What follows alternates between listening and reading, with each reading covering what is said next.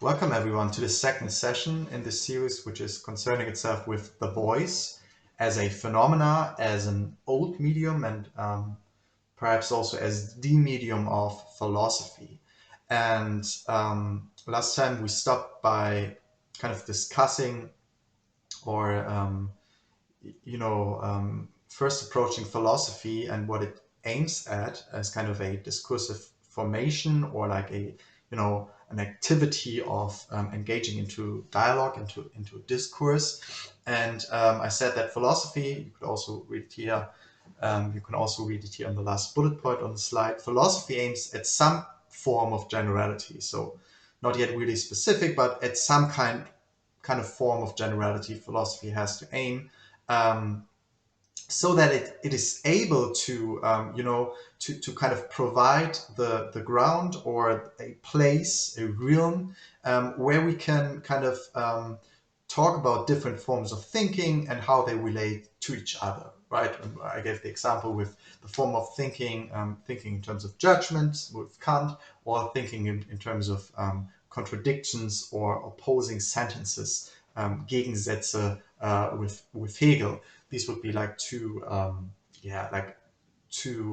forms of thinking, and really in the first approach, the first approximation.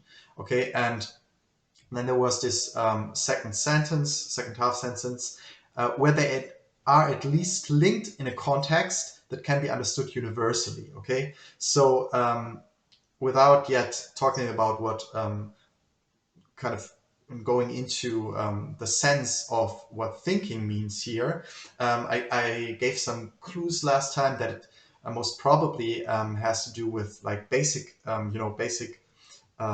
procedures, basic logical procedures, which are, for example, to put something in relation, or to gather it, to bring it into a nexus, and to work out its systematic hanging together, or its systematicity, like, and looking for some kind of running thread, and how different constituents relate to each other, right?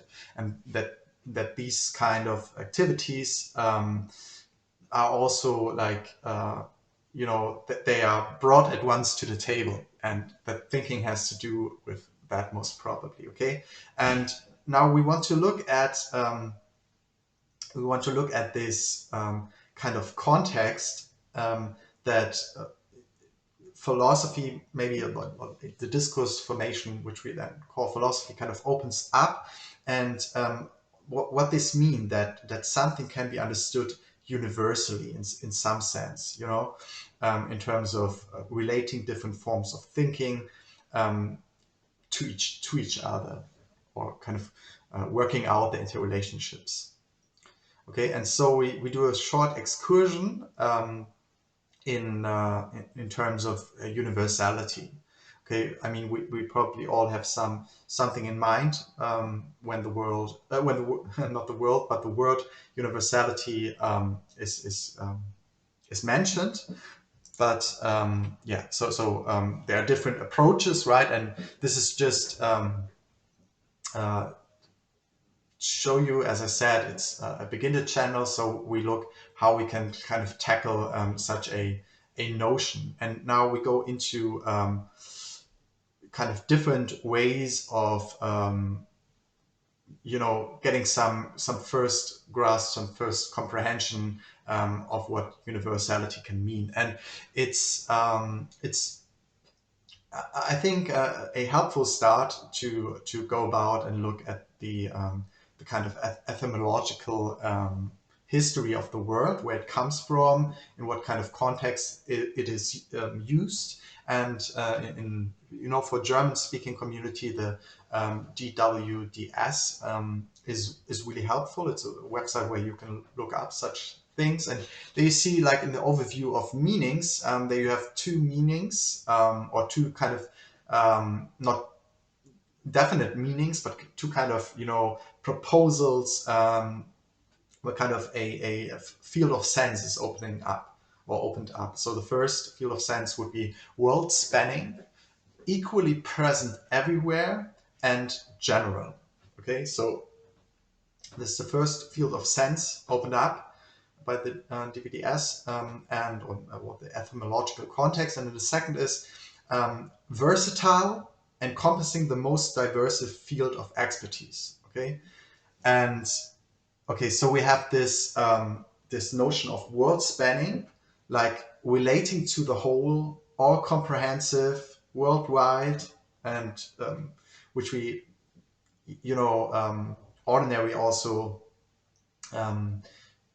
most probably associate when we hear that something is said to be universally valid, like the universal human rights, that it is something valid or something applicable, spanning around the globe, or world spanning in this sense, and that it is when we you know continue this line of argument, when it is world spanning, so it's applicable everywhere. And equally present everywhere, that it is in this sense also versatile, so that it kind of no matter what circumstances, you know, no matter what kind of specificities, it kind of finds its place, and it kind of can hold its claim to be valid. Okay, it can stand up to this claim everywhere and at any time. Okay, so and then they give some further meaning of further field of meaning and some examples. So for the first, world spanning, equally present everywhere, general, they give the example, Baroque is a universal style. So this also buys in to that it's you know applicable everywhere, and in this sense, you know, is formed all around. So this we can make the further argument that, right, that it's like a specific notion of aesthetic that comes with this claim that Baroque is a universal style. Okay, so because it has to do with a certain history of aesthetic, of the study of what claims to be beautiful, or what is said to be beautiful. And that Baroque is said to be, okay, a style that is not only particular and narrowed in scope to, you know, Europe and its kind of its cultural, socio-cultural history, but that it's a universal style.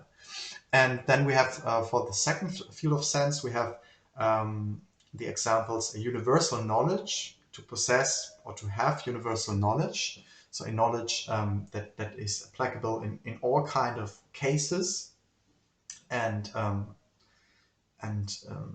not dependent on, you know, on a specific time and place.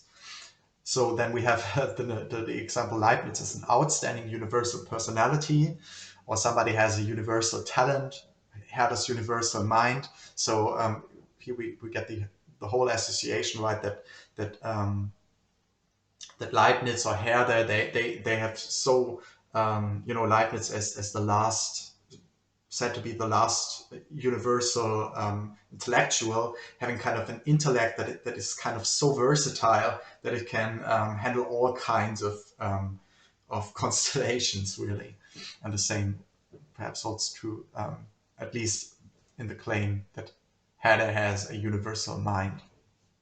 Okay, so and what is interesting in that is, I think, the versatile aspect. So because we can see that that the derivation is of Latin universus, which, you know, can be roughly translated as whole, all, and or actually turned into one. So this would be a more literal translation. Here it gets interesting because it is this turning aspect, turned into one, combined into a unit, and this has to do with the vertere, with Latin vertere, to turn, or to turn around. So we have this movement aspect here, and this this shifting and turning aspect.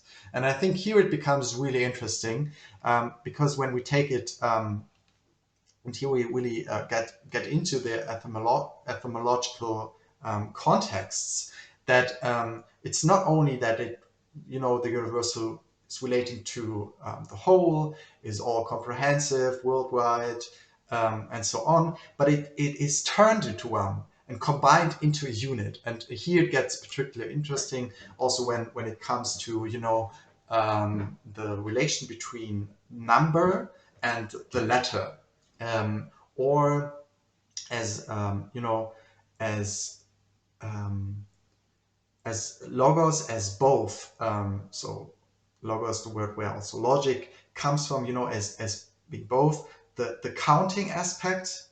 There is this counting aspect to it, and so when you have like the counting of a population of a town, and there is this aspect of, in German it's, for example, erzählen, to tell, to narrate, or to engage in narratives, and to then of course also to argue, and the whole field of sense, in terms of reasonable reasonable um, reasonable articulation, or reasonable inference, and so on. Okay, but there is this turned into one, combined into a unit, and this is interesting because when we think of what a number is, and how the number relates to the letter, or how counting relates to reading, here it gets really interesting. And okay, so what is further a worth a look, is like the universal, in the universal Turing machine. And I kind of I have here like a short excerpt from an article which is called Parallel Turing Machine, a proposal from 2017 from Yan and Zhang. And okay, so I just read the excerpt. It says, in 1936, Turing invented an idealized computing device named Turing machine. A Turing machine consists of one infinite-length tape and a read-write head. The tape is divided into small cells, and each cell can store one symbol, 0, 1, or blank. The head can move on the tape from one cell to another, and it can read the symbol from one cell or write a new symbol to the cell. A finite state machine, which serves as the program, is used to control the behavior of the head. Its program is defined as a finite state machine, thus the number of its states is finite. When it is working, the head will first read a symbol from the tape. Based on the machine's current state, it will write back a new symbol to this location, move to the right or left if necessary, and change to a new state. Figure 3 outlines the structure of a Turing machine. Although Turing machine is such a simple model, it has powerful computation capacities. Given a well-defined finite state machine, it can perform really complex computations. And then there you see the figure 3, and then I read the short passage afterwards. Since the corresponding finite state machine varies from one algorithm to another, a different Turing machine has to be constructed for every new computation. Universal Turing machine solves this problem. By reading a standard description of a specific Turing machine at the beginning of its tape, a universal Turing machine can first construct a new finite state machine and then operate based on that specific Turing machine with the rest of the tape as its input. Okay, and figure 3 shows a typical universal Turing machine. Okay, so you have here figure 3, and you have in A finite state machine. So we won't go yet into the details because it's not our topic here, but it's just important that you have like a program which is depicted or represented in a finite state machine. So in a graph which has a finite amount of states, and which also has a finite state, or a final state, not a finite state, a final state, or different final states, so that it you know that it has an end, because that's why it is a finite state machine. It should has like, you know, it's a program which has a purpose, and otherwise if it has no final states, you would run into the problem which can nevertheless occur, which is called the Halte problem, but I will not go into this. But you have a program which is a finite state machine. Then you have a tape where you have symbols. You know, you have symbols on the tape, and so the head can read those symbols on the tape and can also write new symbols on this tape. And now the clue is with the universal Turing machine, I mean, really much reduced in all its complexity. You have the universal Turing machine, which first kind of construct or yeah, how do they say it? So exactly, by reading a standard description of a specific Turing machine at the beginning of its tape. Okay, so the universal Turing machine first reads a description of a specific Turing machine, and then kind of it stores this specific finite state machine or this specific Turing machine in its storage, in its memory, and then it works in terms of this description of a finite state machine, a specific Turing machine, and it kind of reads the rest of the tape as input. But nevertheless, it is in this sense versatile, because it can be programmed with all kind of specifics Turing machine. So it has like a general structure in terms of you know.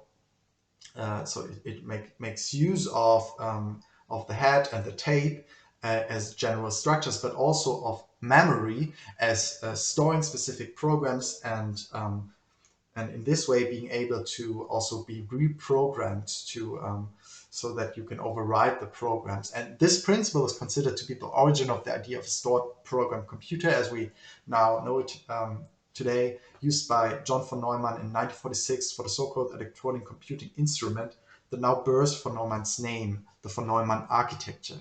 Okay, so now there's really interesting, we have the whole notion of architecture, which also comes up in philosophy, especially in Kant. We will also have to deal with this at some point.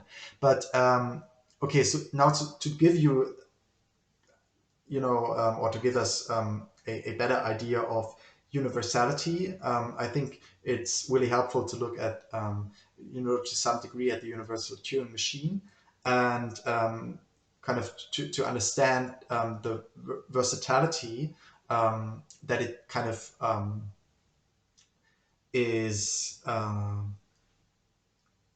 capacitated by the generalization and you know, functional integration of a memory unit. Okay, so yeah. This being said, I also put out some excerpts, which are the, you know, is the kind of the vulgar approach of like kind of getting a first notion of universality is like looking in Wikipedia, which really also have no you know, further sightings in respect of at least in this article on universality. So it's really a something which you know, one should be careful with, but nevertheless I just put it up there because yeah, I just wanted to show different approaches to kind of tackle this notion. And what we can read there is like there are two subheadings: universality about truth, and there we can read, in logic or the consideration of valid arguments, a proposition is said to have universality if it can be conceived as being true in all possible contexts without creating a contradiction. Okay, so we have there the law of non-contradiction, like the logical, you know, the logical supposition. And some philosophers have referred to such propositions as ununiversalizable. A truth is considered to be universal if it is logically valid in and also beyond all times and places. Here's missing a point. Hence, a universal truth is considered logically to transcend the state of the physical universe whose order is derived from such truth. In this case, such a truth is seen as eternal or as absolute. The patterns and relations expressed by mathematics in ways that are consistent with the field of logic and mathematics are typically considered truths of universal scope. This is not to say that universality is limited to mathematics, since it's also used in philosophy, theology, and other pursuits. Okay, so now that we have this further specification or mentioning of being logically valid beyond all times and places and being therefore eternally valid. So independent of time and place, and there you also see kind of at least a association popping up between memory and being eternally valid, right? So that we can making something persist in memory, and in this way transgress the temporal the temporal order or the temporal demise. But of course, in terms of memory, you need energy, you need electricity to kind of remain and preserve the bits as like memorized bits. Okay, and then we can read in terms of universals in metaphysics. In metaphysics, a universal is a proposed type, property, or relation which can be instantiated by many different particulars. When universals are related to the concept of universality, the concept is importantly distinct. Okay, so they kind of mention, or the author here, we don't know who it is, but mentions that the concept of universality is allegedly distinct, in his opinion, to the kind of notion of universal as a proposed type, or understood as a proposed type, property, or relation, which can be instantiated by many different particulars. This also sounds like really close to computation and computational technology, that you can instantiate from classes objects, particular objects, which kind of inherit the property and the type and the relation to other objects, and kind of in this way are particular instantiation of a specific class or type. Okay, and in this sense, the proposed class, type with a specific property and relation is universal. So the universal can be particularized, if this is a word, or it can be instantiated in particulars which all relate to the whole, again, to the universal, in this sense, to the blueprint, at least in terms of computation. We have to look again and be really careful to distinguish the philosophical notion. I think this is also quite good that he mentions here that the concept of universality is importantly distinct. Now, so why I just mentioned all of this is that with the voice, it was especially important that it's from the beginning on in ancient philosophy, the voice is not like conceived of as an object or a thing lying around, but also not as a process. And we can understand process also in the sense tending and really pushing into this computational domain, in the sense that we cannot formalize the voice and the procedures or the the kind of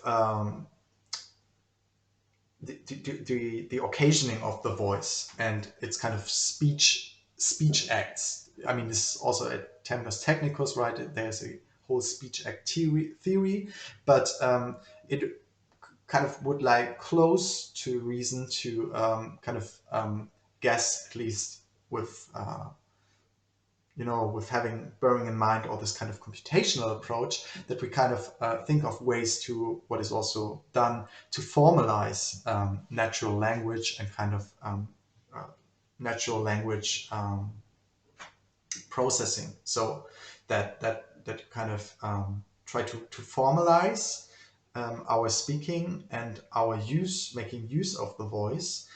And what would be necessary in respect of that is that we kind of you know transfer it or convert it um, transfer or convert it into um, into like a into a mathematical schema, let's say it like this, and in this way make it into a linear or like bring it into a linear dimension. So if we look at how final state machines are depicted, you probably saw something like a final state machine before. For example, here you have the whole your whole student career in a final state machine. So you are enrolled, then either you start the term or you cancel. Then you're being taught, input output. You're fed by some I don't know, computer with information, and this is what then is called learning. And at the end, you kind of do your final exams, and if you kind of pass them, you have closed. You get your certificate. You can print it out, and then you reach the final state, and you reach your you know questionable if it's your educational ideal, but you reach at least the final state of the university system.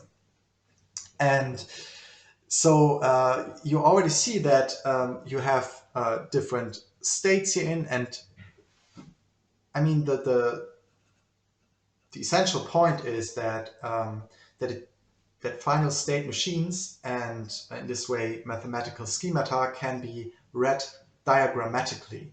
So you have a form of thought which is syntactical and which is building on or kind of working through formalism and also reduction in the sense that it gets or it is worked with abstractions, that the enrollment is like a formal process which is the same for everyone that is entering the university system, or some other kind of company. And nevertheless, what kind of specificities or particularities you bring on the table, nevertheless you have to run through this bureaucratic enrollment process. And this is how one formally and functionally brings the process of running a university system into such a schemata, which then can be run by a computer system, which is run by or kind of monitored by or used by the administration. And what is decisive in this respect, in regard of diagrammatic, formalized graphs or mathematicized schemata, is that you have like formalized relations, and that kind of make up or are connected together in terms of nets, where you then have nodes, and you have like you can make up or you can depict or represent decision logical graph models. So you have a whole kind of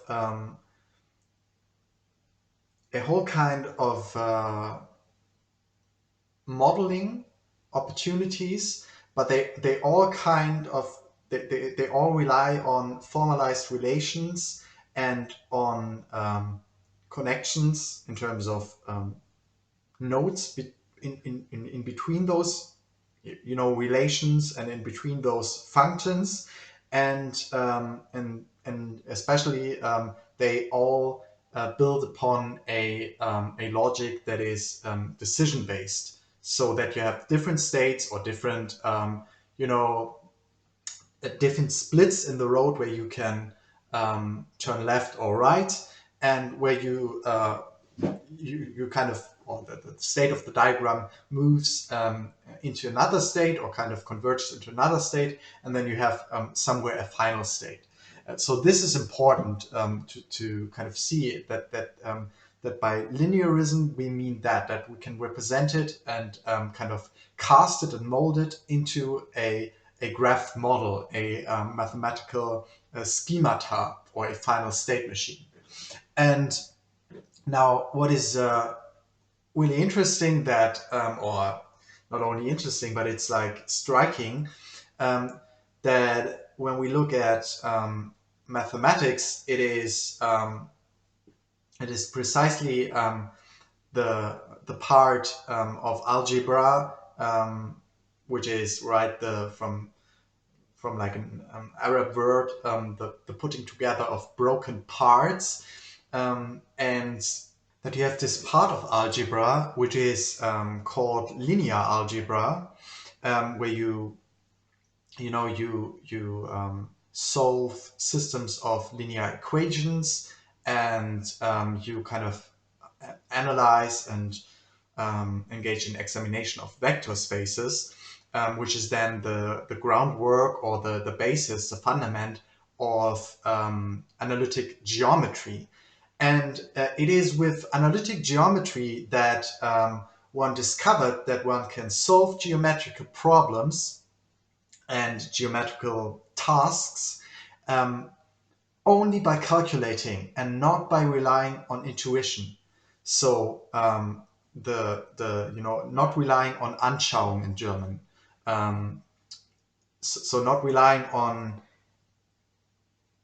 an experience of sight that is tending towards experiencing oneself, the thing itself, by oneself. So that you really can or are independent of the space of intuition.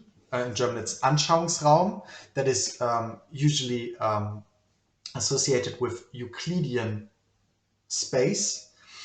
And so you don't need that Euclidean space. You don't have to look into that Euclidean space and make use of drawing lines and kind of drawing vectors in that space, really. But you can calculate with vectors, and you can calculate with linear equations. And this is particularly important because there is a decoupling of the space of intuition, Anschauungsraum, or intuition itself, and calculation. Okay, and so I just also put a short excerpt here from a article by an author named Raimund, and the article is called "From a Particular Diagram to Universal Result: Euclid's Elements," Book 1. It's published in Pyrrhon, volume 44, and I read from page 211 because I think it's really relevant for this excursion. Okay, so I read now, quote by Raimund. "It is well known that Euclid obtains universal results from particular geometrical constructions." Okay, so we have geometrical construction, particular geometrical constructions, some line drawings, you have point lines, specific angles, not angels, which are specified by the lines. And And now the author says that it's well known that Euclid obtains universal results. So you just remember world-spanning, versatile, so applicable in irrespective of the circumstances, um, applicable and giving, a claim to validity. So Euclid obtains universal results from particular geometrical construction. Now the author asks, how? In opposition to Ian Muller's view that Euclid's definition of the most elementary geometrical objects, which are points, lines, straight lines, angles, are mathematically useless and never invoked in the subsequent development of Euclid's geometry. I will argue, so the author will argue, that all of his definitions, including those of the most elementary objects, are fundamental to that development. Okay, so he takes another stance. And in opposition to Rivian Netz, another author, who holds that no use can be made of such definitions in the course of first-order demonstrative discourse. I will argue that Euclid's definition play a crucial role in establishing a universal result with a particular diagram. They are fundamental, so they are even fundamental to Euclid's diagrammatic reasoning. And here the author speaks explicitly about diagrammatic reasoning with regard to Euclid. That is, the definitions are not simply a kind of second-order discourse about mathematics in which, before getting down to work, the mathematician describes what she is doing.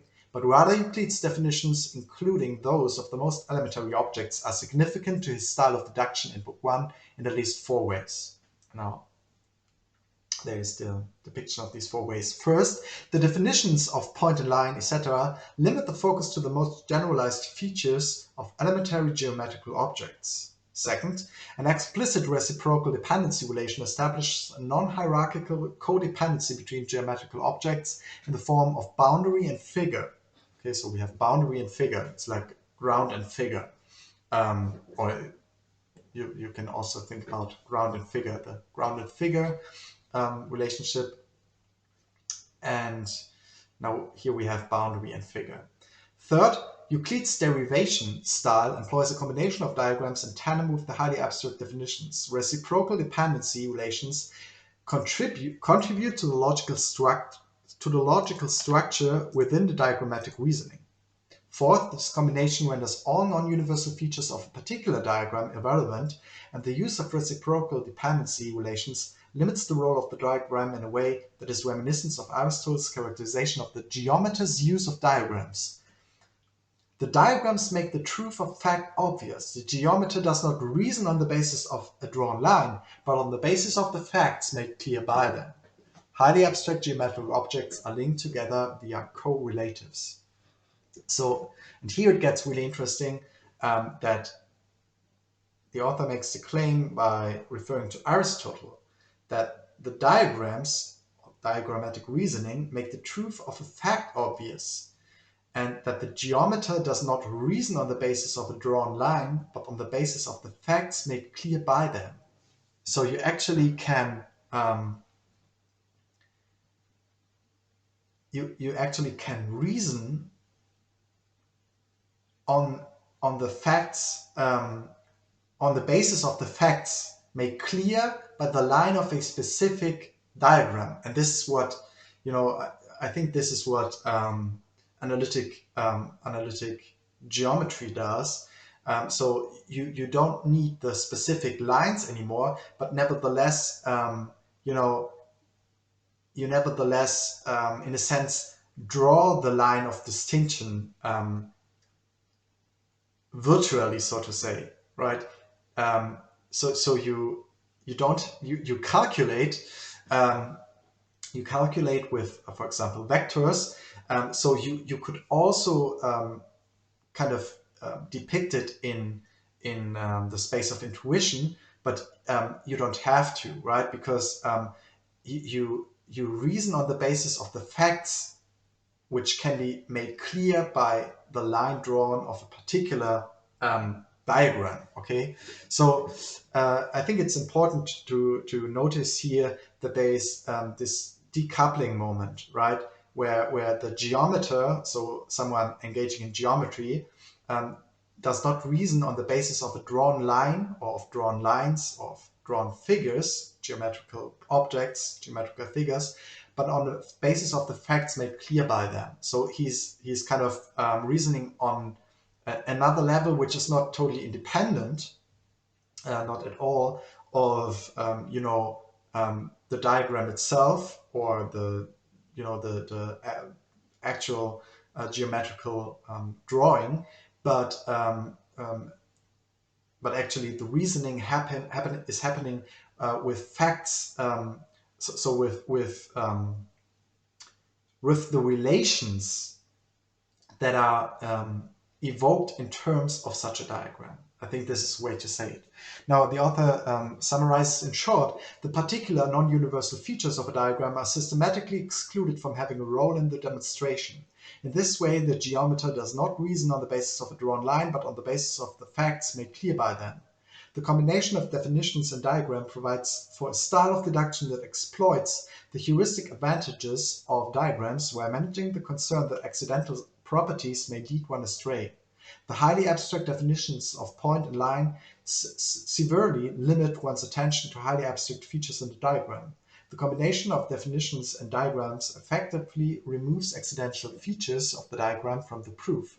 The reciprocal dependency relation, the correlative pairing between figure and boundary, maximizes our ability to exploit the heuristic advantages of reasoning with diagrams. The reciprocal relation allows us to move in both directions.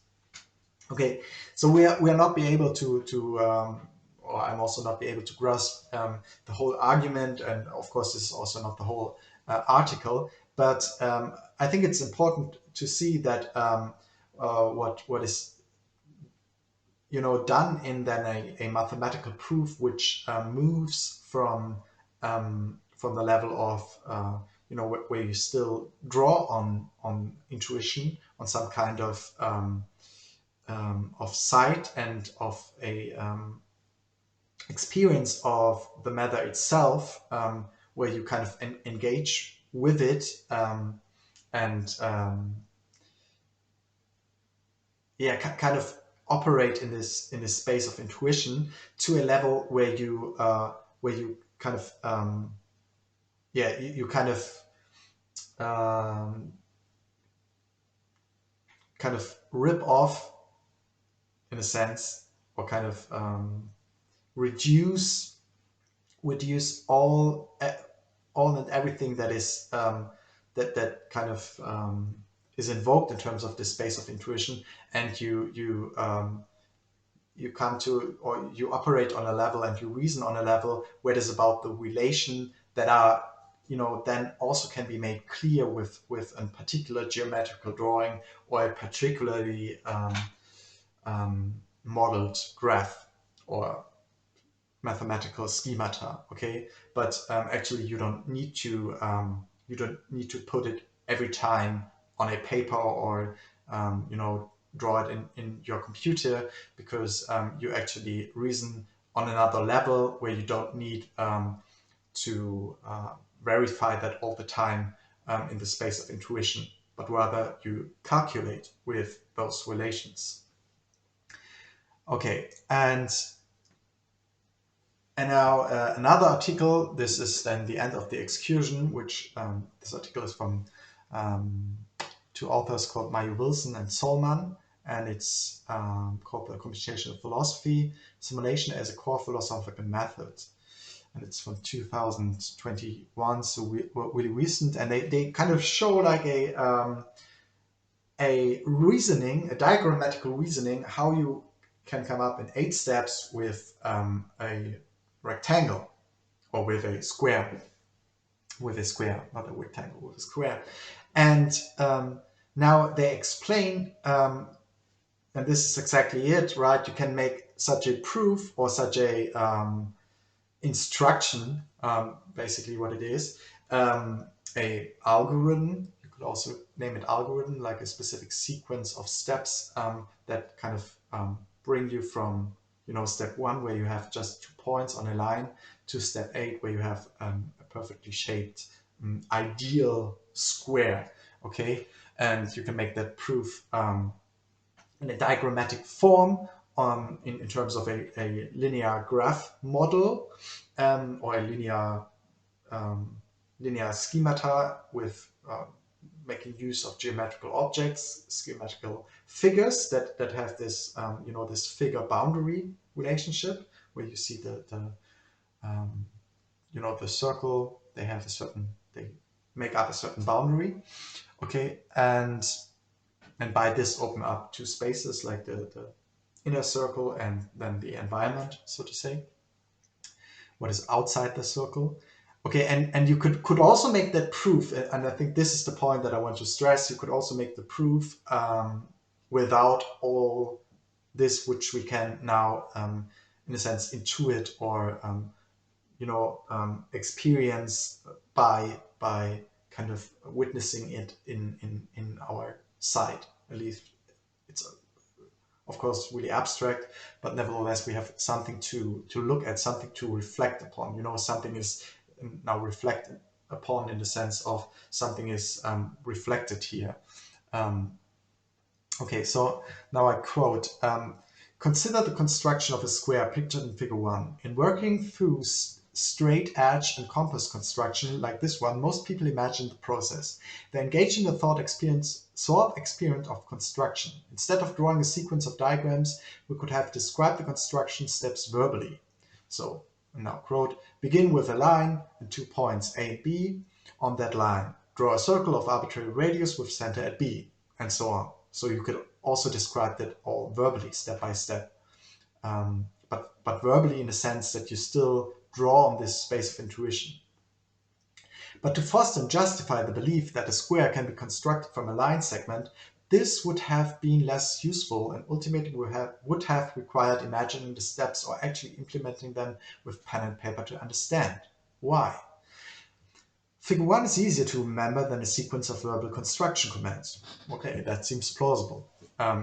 So we can, we have this this aspect of gestalt to it, that we can grasp it by one side, by one strike in a way. Of course, these are 8 steps, but so the kind of claim is that we can comprehend or apprehend. Apprehend is the right word. Apprehend it, strikingly with one glance, and whereby with verbal instruction or verbal construction commands, we have first processed the meaning of the verbal construction commands and kind of bring them into a coherent sense. Nevertheless, we also have to read the images. Okay, but this is the claim they make, that it's easier to remember in terms of graphical drawings than in terms of verbal construction commands. This makes it easier for a reasoner to revisit earlier parts of a long argument, which many philosophers, since Descartes at least, have recognized as required for a reasoner to have a justified belief in the conclusion. Further, figure 1 is surveyable. Checking whether a geometric diagram is a straight edge and compass construction is relatively easy. In a glance, one can see the construction utilizes only the relevant tools. With a bit more effort, one can be sure that the resulting diagram satisfied the definition of a square. So, so we can actually check proof, if this is working, right? We kind of see at the end, okay, there we have the final perfectly shaped square. So we have a visual evidence, of that proof. Whereby by verbal construction commands, we wouldn't have that evidence, at least not in this sense. Figure 1 is also mentally manipulable. We can reimagine various parts of the diagram at will. In a glance, one can see that the distance between the first 2 points is arbitrary. So is the orientation of the first line, e.g., it could have been at a 45-degree angle relative to the page. With a little imagination, you can also see which parts are not arbitrary. For example, you can imagine what the resulting figure would be if the circles in step 5 and 6 had different radii. Figure 1 is manipulable because it omits and distorts. It omits the precise distances and radii. It also distorts the line, curves, and points, picturing them as thin but nonetheless two-dimensional objects. So this is really interesting. Figure 1 is manipulable because it omits and distorts. It omits the precise distances and radii. Okay, so it's not about the precise distances and radii. Rather, they get distorted or they get omitted, and the line, curves, and points get distorted by picturing them as thin but not nonetheless two-dimensional. Okay, so and in precisely that way, figure 1, this visual instruction is manipulable. Finally, diagrams allow us to reason geometrical, even when we lack explicit propositional knowledge. This is the future of thought experiments that Gendler and Mach emphasize. Ernst Mach, like really famous philosopher. Almost everyone knows what a line in a circle is, even if they can't define it in a set theoretic language, i.e. that a circle is a set of all points in a plane equidistant from a given point. Okay, so they evoke set theory here. We won't go into that.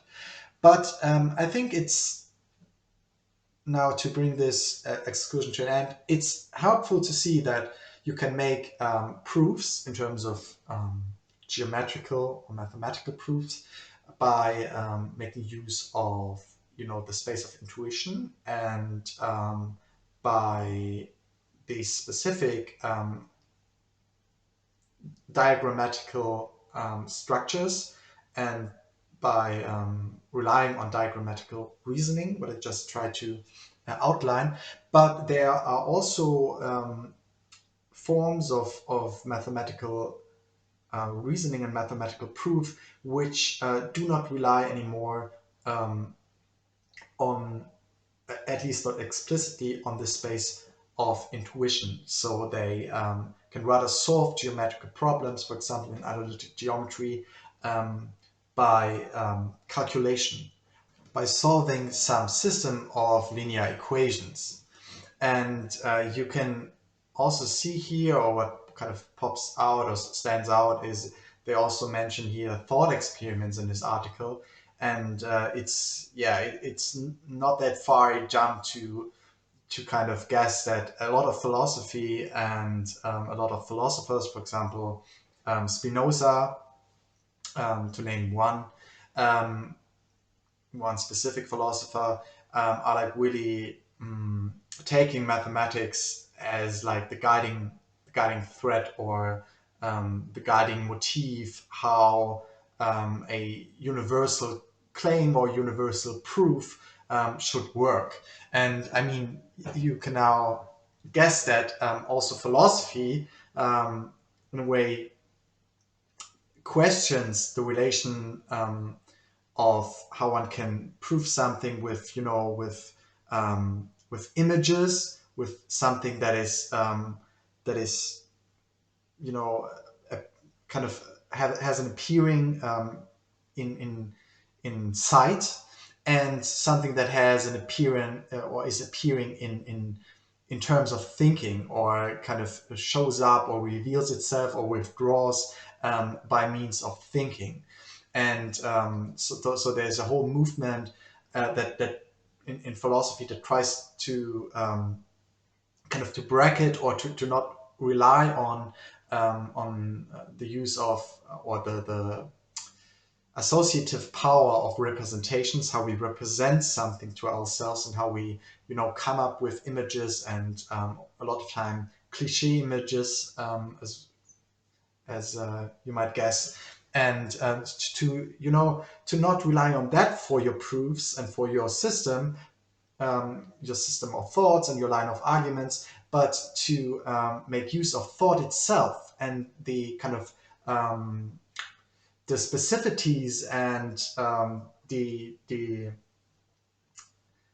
kind of procedures and kind of twists of thinking itself, and how its inner logic is kind of showing itself to be working. Okay, Why did we did all that excursion? Now we're coming back to the main line of yeah, our topic, and um, we're coming back to the question about the determination of the voice, or the positioning of the voice, um, as not an object, not a thing, and not as a process. So not something that can be, casted and molded into a formalized graph model, and can be formalized and reduced to a linearism, to a final state diagram, or to a formalizable and computerizable speech act, algorithm, for example. So philosophy takes the position that that the voice has another status, it has another role, and it's far more something, singular, um, something which kind of tends toward being an logical moment in all of this logification in the midst of thinking, as um, at least pretending and kind of coming to the stage, and claiming to be like a universal system, or a universal system of formalization, or like a universal formalization as such. So in all its, in all its doing, it's um, we could also, or one could one could make the claim that philosophy is this running towards universal formalization.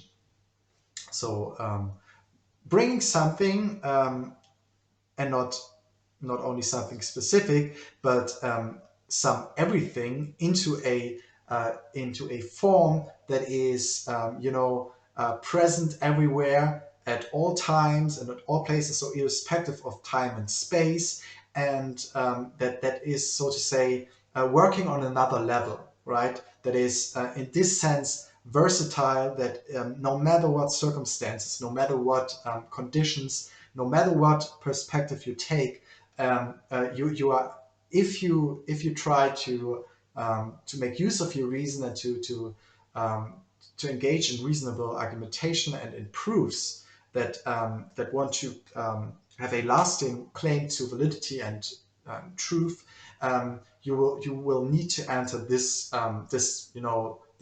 realm, or this level of argumentation. In other words, about whether thinking needs a medium. So this is some way to reformulate the special role the voice takes. That we have thinking, which kind of draws and is tending towards this being a system of universal formalization, which is then perhaps reaching its goal, or its coming into a full form, into a full actuality, in computational systems and computational models, and in computation itself. And so the stance of philosophy would then ask if thinking not needs a medium that resists it, that is not universalizable, or formalizable, or computerizable, but just in this way, as in this singularity, makes a form possible for the universal. So this is something we could bring up to the table, as taking or engaging in the philosophical stance. And maybe it is like this, that thinking, like, doing this basic logical operations of gathering, of working out, and deciphering, or deciphering, and analyzing and examining relations and interrelations, and formalize them and bring them into a nexus, and working on the systematicity of this whole system, that this is only possible through or due to a medium that resists exactly this whole grasp and grip of universal formalization. And this medium could be the voice, could be this place where there there is the evocation of the event of truth in its a singular form, so in a form that is precisely not that you cannot bring into or you cannot make into a general law. You cannot bring it, mold it, cast it into a general, universal form, and you cannot,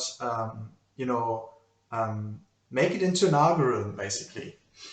So, okay, so this is like a position that could be taken by philosophy. So whether therefore also just with the thinking or with thinking, which strives to move in general or in generals, with the voice, an object is given which eludes the meaning eliminating grasp.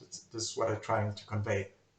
So maybe the voice is an object in quotation marks, so not an object as every other object, which we can, for example, not as the pen on my table, because I can, I can exactly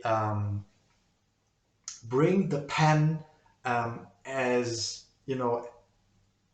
as or this object which I signify by the name pen into the order of the symbolic, and I can describe its kind of material attributes and its specificities of this particular pen. So I can kind of grasp or I can bring it into the into the grip of meaning and signification. And I can, so and the question then is if this is all the pen is, right?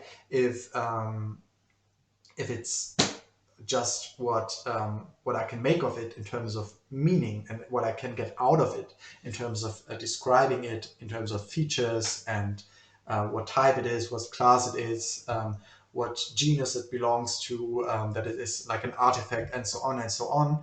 And but I mean, the question would be, what is the pen besides, right? Besides this grasp of meaning. Is it not necessarily that we kind of that we only can comprehend it in terms of its meaning and its signification in a whole net of other objects, in a whole relational net, and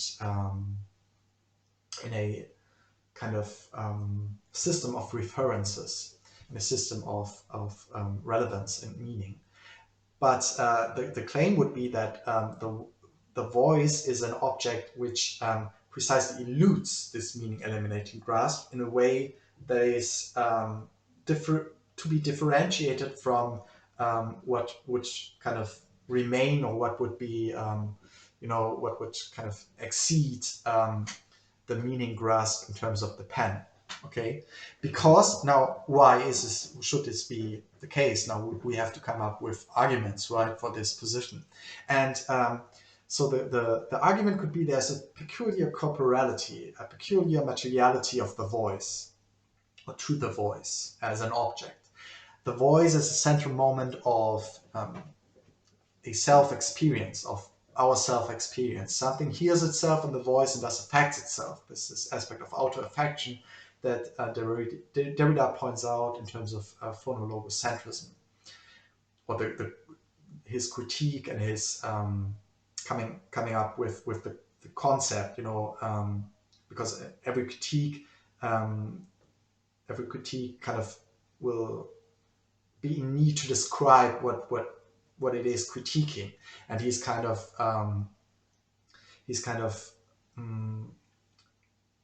bringing the whole tradition of philosophy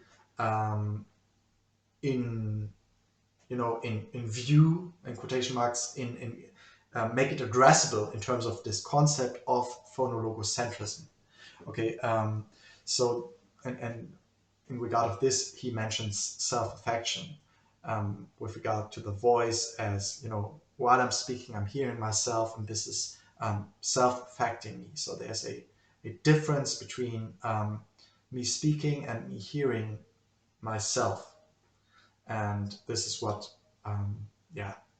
the first approach can make up this movement of self-affection, because I have this, this distance, or this slight, um, this this slight, cut or displacement between speaking and hearing myself. A self-affection that is not a reflection, because it apparently has no projection surface, apparently needs no external support. Okay, so this is important, that when we speak and we hear ourselves, and by in this really, really ongoing performative trait kind of affect ourselves, there's no projection surface, in the sense that when another person is speaking, I can contribute that voice to the other, and I have like an projection surface, in a sense, right? Or a surface for reflection, in the sense that I see the other person as a whole corporeal being, or a person, and I attribute the speaking and the speaking out loud and the voice getting a grip on the space we are inhabiting. I attribute that to that person, and so I have the reflection of that person, right? I see the person in its full presence, and this projection surface is apparently lacking in terms of my inner voice, or my voice while I'm speaking. So because I'm not seeing myself from the outside. Okay, I can move in front of a table, not a table, a mirror, and then look at myself while I'm speaking. But nevertheless, there is a moment of of excess, of withdrawal to it, that only when I speaking myself, or when I hear myself speaking, I have this trait and trace of outer affection. It's not it's not happening while somebody else is speaking, because I just have the voice. I hear the voice of the other, but it's not that I find myself speaking at once, simultaneously listening to my performing the speaking out loud. Okay, so there's a difference, and this one could also address in a split image. The voice is a surplus of the signifying chain, and the voice is divided by the voice of the other. So okay, this sounds really cryptic, but let's read what I further wrote. The surplus function of the voice allows us, first of all, to perceive the voice not only as a disappearing mediator of meaning, but to recognize that the voice speaks through the constitution of the symbolic, i.e., the constitution of the signifying chain. Okay, so there is this notion of medium, that a medium is something in between, let's say, a sender and a receiver, and it's kind of transporting or conveying, in terms of the voice, for example, meaning, or sound waves, for example, and that the medium is exactly what connects, let's say, A and B, two poles, or two elements in a formal sense, and it connects, while it runs, it dissects, or it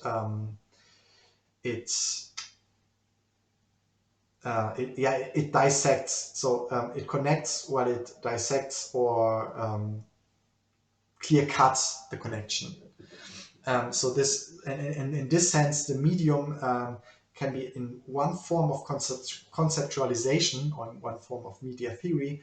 There can be this notion of a negative medium, or a negative media theory, that the medium is exactly what is the disappearing mediator. So you can make this, or we can make this more comprehensible if we think of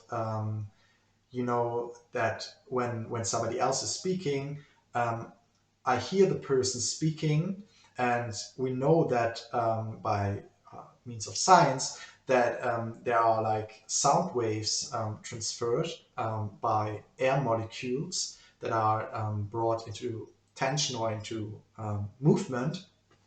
And this is like received by some sensoric system in my ear, and finally kind of also in terms of cognitive theory, also like processed in terms of my cognitive system.